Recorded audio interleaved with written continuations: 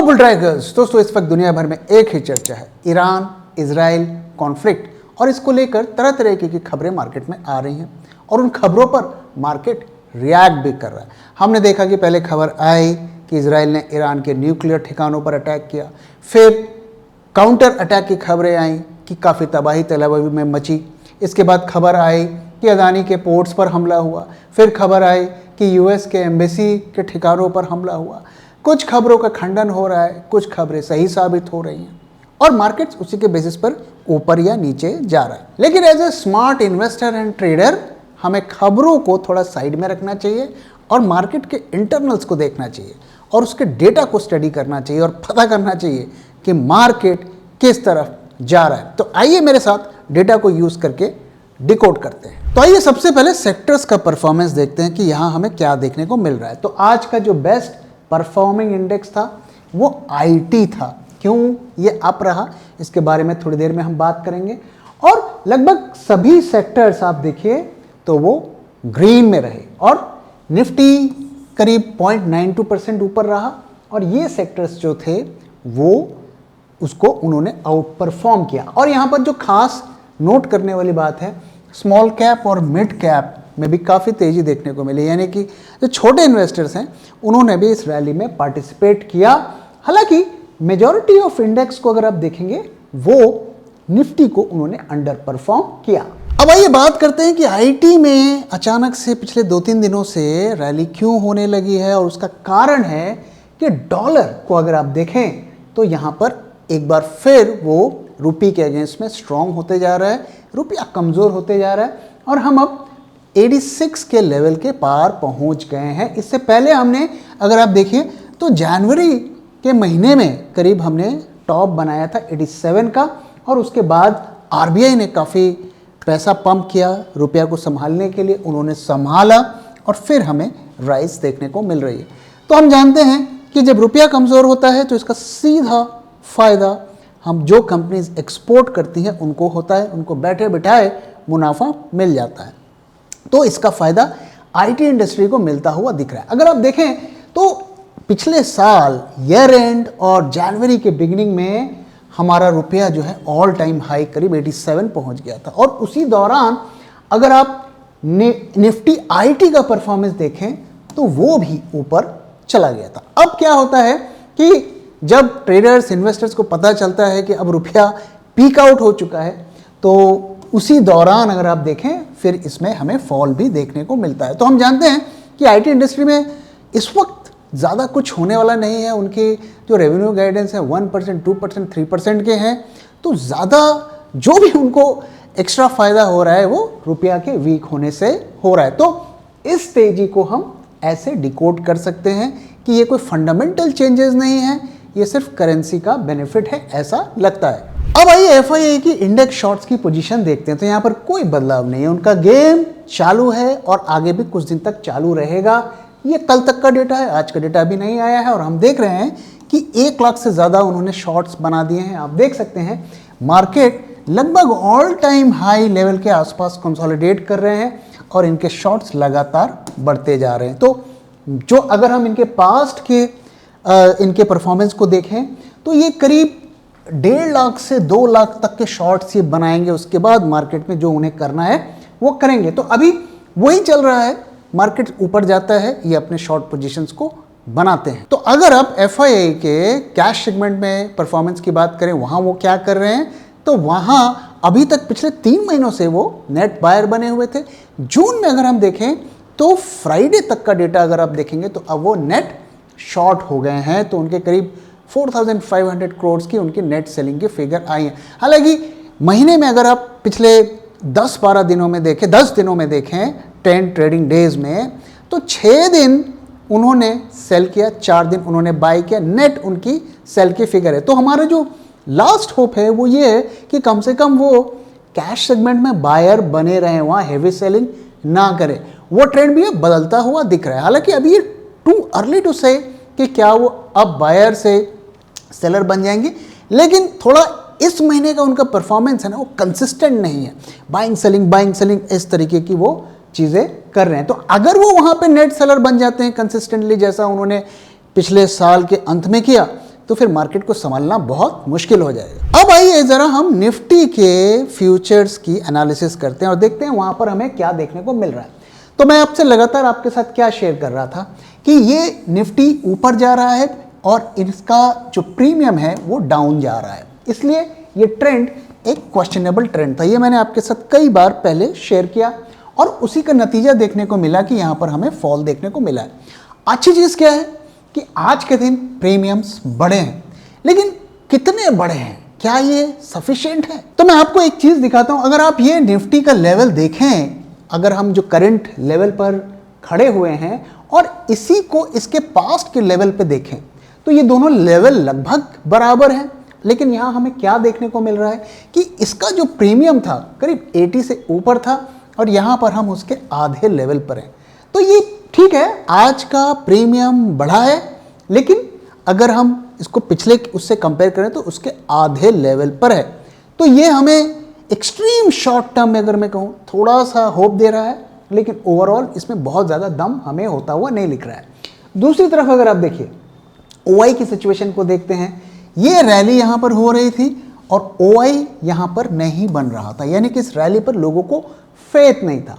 और जब यहाँ पर फॉल देखने को मिला हमें और प्रीमियम्स भी ड्रॉप हुई, तब यहाँ पर 2 दिन में हमें OI ऐड होता हुआ दिखा।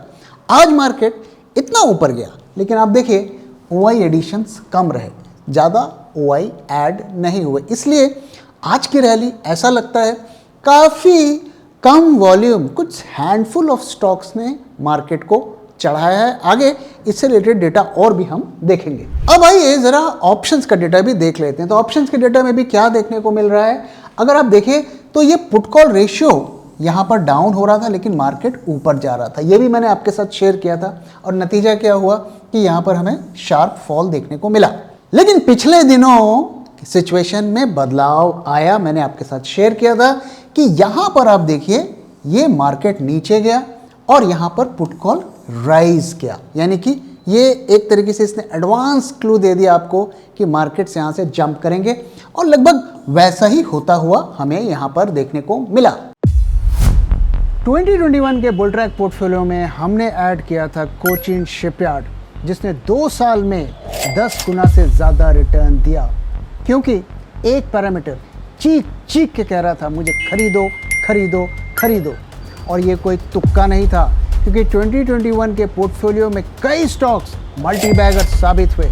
और जो हमारा लेटेस्ट 2024 का पोर्टफोलियो है, रीसेंट ब्लड बाथ में भी कंसिस्टेंटली प्रॉफिटेबल बना रहा। तो क्या आप सीखना चाहते हैं कि कैसे हम मल्टी बैगर स्टॉक्स को आइडेंटिफाई कर सकते हैं और कैसे हम एक छोटे स्टॉक को बड़ा स्टॉक बनने से पहले पकड़ सकते हैं? इफ़ यस, तो हमसे जुड़िए और इस इवेंट को अटेंड करने के बाद आपके इन्वेस्टिंग डिसीजंस में एक नया कॉन्फिडेंस होगा और आप इन्वेस्टिंग को एक नए नज़रिए से देख पाएंगे, ज़्यादा क्लैरिटी के साथ।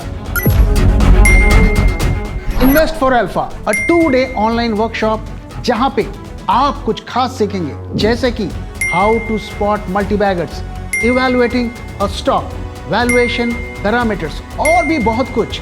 26 और 27 जुलाई सुबह 9:30 बजे से लेकर शाम के 6:30 बजे तक। Invest for alpha, invest like a pro, be an OG investor.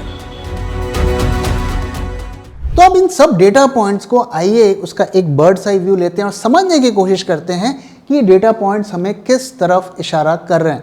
तो अगर हम आज निफ्टी का परफॉर्मेंस देखें तो निफ्टी करीब 24,946 पे अप हुआ, 25,000 के पास लगभग पहुंच गया और हमें यहाँ पर 227 पॉइंट निफ्टी अप रहा।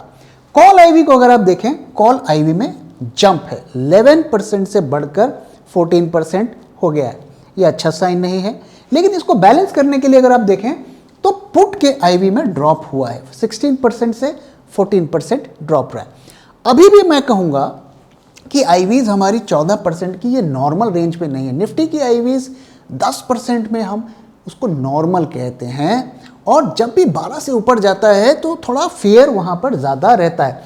ओवरऑल आज के दिन क्या हुआ और फ्राइडे के दिन क्या हुआ? तो फ्राइडे के दिन काफ़ी सारी हेज की पोजीशंस पोर्टफोलियो मैनेजर्स ने ऐड की थी। आज जब market through out the day green में रहा तो उन हेजेस को कट किया गया, इसलिए पुट्स की आईवी में ड्रॉप देखने को मिला है, लेकिन कॉल की सेलिंग भी अच्छी खासी हुई है ऐसा लगता है, क्योंकि ऑप्शन सेलर ज़्यादा आईवी पर माल बेच रहे हैं।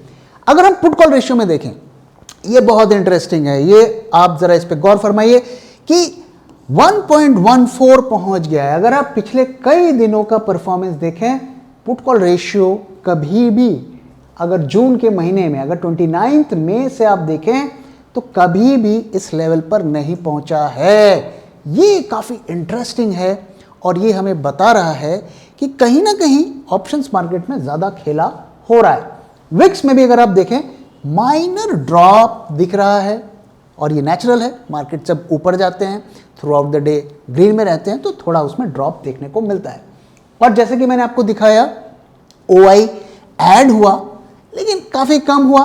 पिछले 2 दिनों से अगर आप देखिए, ये जो अगर हम प्रीमियम्स को से कंपेयर करें तो ये हमें ये इशारा कर रहा है कि शॉर्ट पोजीशंस यहाँ पर बनी हैं, लेकिन आज उतनी शॉर्ट्स नहीं बने हैं, कम शॉर्ट्स बने हैं।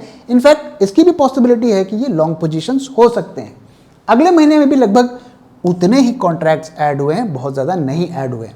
और प्रीमियम्स को अगर आप देखें, जंप हुआ है 17 से 51, अच्छा खासा जंप है।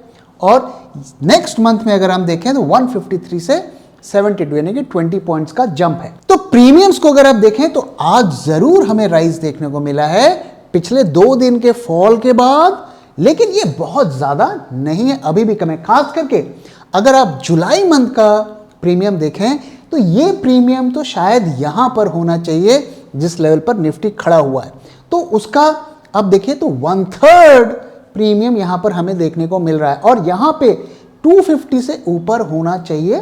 तो ओवरऑल सिचुएशन ज़्यादा बुलिश नहीं लग रही है, लेकिन आज का डेटा हमें ये इशारा कर रहा है कि बेरिशनेस भी नहीं है। अब आइए जरा NSE के टर्नओवर की बात करते हैं तो 90,000 करोड़। अगर आप देखिए आज का टर्नओवर, आप पूरे पिछले अगर 29 मई से कंपेयर करिए तो मिनिमम टर्नओवर यहाँ पर है। इसीलिए मैं आपसे शेयर कर रहा हूँ कि ये रैली ऐसा लग रहा है कि कुछ हैंडफुल ऑफ स्टॉक्स ने इसे की है और कहीं ना कहीं इसके भी साइंस है कि ये एक मैन्युफैक्चर्ड रैली है। साथ ही आप देखिए एडवांस डिक्लाइन, ये भी हेल्दी नहीं है, इतनी तेजी और सारा दिन मार्केट ग्रीन में रहा और शॉर्ट कवरिंग में हुई, लेकिन उसके बावजूद भी एडवांस डिक्लाइन अच्छा नहीं रहा। तो ये जो डेटा पॉइंट है टर्नओवर और एडवांस डिक्लाइन, ये हमें यही बता रहा है कि ये रैली एक ज़्यादा इसकी डेप्थ नहीं थी और ये हैंडफुल ऑफ स्टॉक्स ने ही इस रैली को कराया है। अब आइए निफ्टी के चार्ट के क्विकली एनालिसिस कर लेते हैं। तो जैसा कि मैंने आपके साथ शेयर किया कि निफ्टी अब इस चैनल पे मूव कर रहा है, एक पैरेलल लाइंस के बीच में मूव कर रहा है और पिछले कई दिनों से अगर आप देखें इसी रेंज को फॉलो कर रहा है। बीच बीच में हमने देखा कि उसने रेंज को ब्रेक करने की कोशिश की और फ्राइडे के दिन भी कोशिश की, लेकिन वो नहीं हो रहा है, उसी रेंज में वो फंसा हुआ है।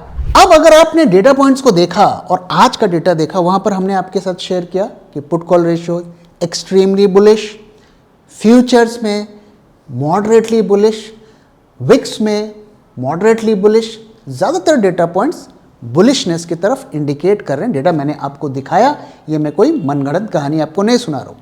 अब इस चार्ट के बारे में बात करते हैं। इस चार्ट में अगर आप खास चीज़ को देखेंगे हमें क्या दिखता है, हमें 2 चीज़ें मैं आपके साथ शेयर करूंगा। पहला कि आप इस MACD इंडिकेटर को देखिए, यहाँ पर MACD इंडिकेटर बना और ये हायर लो बनाया, यानी कि पिछला जो MACD का लो था यहाँ था और अभी करंट यहाँ पर है, तो हमें एक MACD में राइज देखने को मिला। वहीं अगर आप इसके लोज को कंपेयर करें, अगर आप इन दोनों लोज को कंपेयर करें तो ये लोअर लोज हमें देखने को मिला। तो lower lows and lower highs. तो MACD is a very powerful indicator, खास करके इसके डाइवर्जेंस काफी पावरफुल होते हैं। तो इसी MACD डाइवर्जेंस का एक और इंस्टेंस में दिखाता हूं चार्ट में थोड़ा पीछे जाकर। अगर आप थोड़े दिन पीछे जाएंगे तो आपको क्या देखने को मिलता है, यहाँ पे रिवर्स डाइवर्जेंस MCD में, यानी कि लोअर हाई और हायर हाई। तो ये बेयरिश डाइवर्जेंस था, उसका नतीजा हमें देखने को मिला कि मार्केट्स थोड़ा उसके बाद गिरते हुए हमें दिखे और अब उसका रिवर्स हमें देखने को मिल रहा है कि MACD हायर लोज और लोअर लोज। तो ये हमें इंडिकेट कर रहा है कि शॉर्ट टर्म में एक छोटा मोटा बाउंस हमें देखने को मिल सकता है। फ्राइडे का अगर आपने वीडियो देखा होगा तो उसमें भी हमने आपके साथ शेयर किया था कि इतना पैनिक फ्राइडे के दिन हमें देखने को मिला। स्टिल अगले 2-3 दिनों में एक बाउंस की पॉसिबिलिटी है बेस्ड ऑन डेटा। अब अगर लेवल्स की बात करें तो लेवल्स क्या है, तो लेवल इस वक्त का जो लेवल है वो है 24670। इस लेवल के ऊपर हमारे पास कोई और ऑप्शन नहीं है, हमें बुलिश रहना है। डेटा आज का जो मैं देख रहा हूं उसमें थोड़े बुलिश बायस हमें देखने को मिल रहे हैं। ऑप्शंस में खास करके काफ़ी ज़्यादा बुलिशनेस देखने को मिल रही है। हालांकि मैंने अपना स्टैंड चेंज नहीं किया है, मेरा स्टैंड यही है कि इस वक्त सेल ऑन राइज चल रहा है। जितनी भी रैली बनेगी FIAs उसका इस्तेमाल करके अपनी शॉर्ट पोजीशंस बनाएंगे और उसका एक्शन हमें बाद में देखने को मिलेगा। तो एज अ ट्रेडर इस वक्त हमें क्या करना चाहिए, छोटे छोटे प्रॉफिट्स को बुक करना चाहिए। पोजीशंस को लंबे टाइम तक नहीं रखना चाहिए विदाउट हेजिंग।